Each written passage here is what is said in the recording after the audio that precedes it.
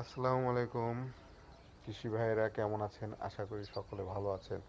এই মুহূর্তে যে যেখানে বসে আমার এই প্রতিবেদনটি দেখছেন তাদেরকে সকলকে জানাই শুভেচ্ছা এবং অভিনন্দন।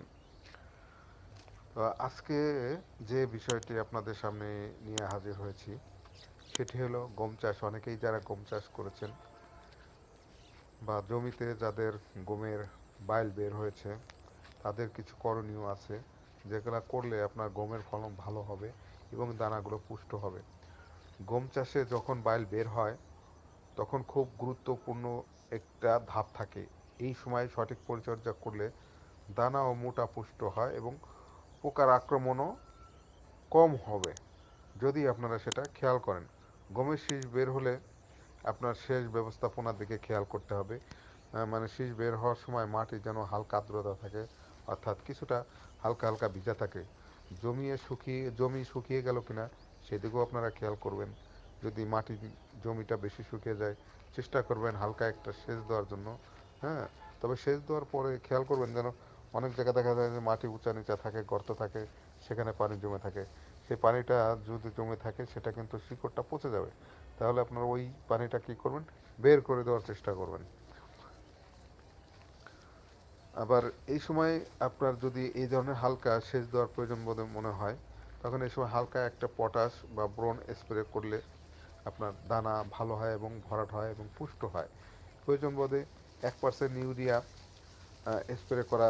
আপনারা স্প্রে করতে পারেন। শীষ বের হওয়ার সময় নিচের কিছু দেখা যায় যে নিচে নিচে অনেক জায়গায় পোকা আক্রমণ হতে পারে, যেমন গমের অ্যাফিড বা শীষ। এই অ্যাফিড পোকার কাজ হলো আপনার শীষের রস চুষে খায়, ফলে দানা কিন্তু শুকিয়ে এবং পাতলা হয়ে যায়।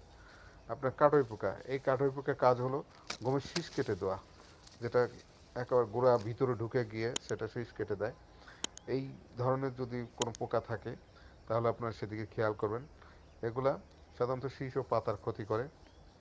এগুলা যদি এই ধরনের উপদ্রব হয় তারপরে যদি আপনারা চেষ্টা করবেন এগুলা দমন করার জন্য, তো এগুলা কিভাবে দমন করবেন?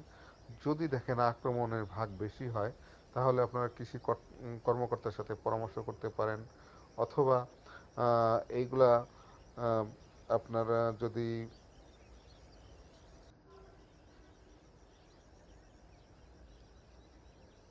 কৃষি কর্মকর্তার সাথে যদি আলাপ আলোচনা করার মতো সুযোগ না থাকে তাহলে আপনারা প্রয়োজন হলে প্রমিজোনাল জাতীয় ছত্রাকনাশক স্প্রে করতে পারেন।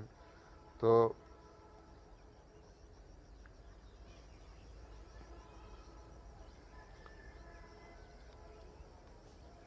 ফুল ফোটার সময় অতিরিক্ত অতিরিক্ত স্প্রে না করাটাই ভালো।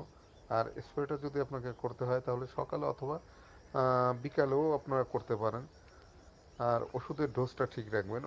ওষুধের ডোজটা ঠিক রেখে সকাল বিকালে স্প্রে করলে আপনার ফল এটা ফলটা অনেকটা ভালো হয়। তাহলে আজকে এ পর্যন্তই আলোচনা করলাম। আগামীতে অন্য কোনো ফসল নিয়ে আপনাদের সামনে হাজির হব। ততক্ষণ সাথে থাকার জন্য ধন্যবাদ এবং সকলকে আসসালামু আলাইকুম। সবাই ভালো থাকবেন, সুস্থ থাকবেন, ইনশাল্লাহ।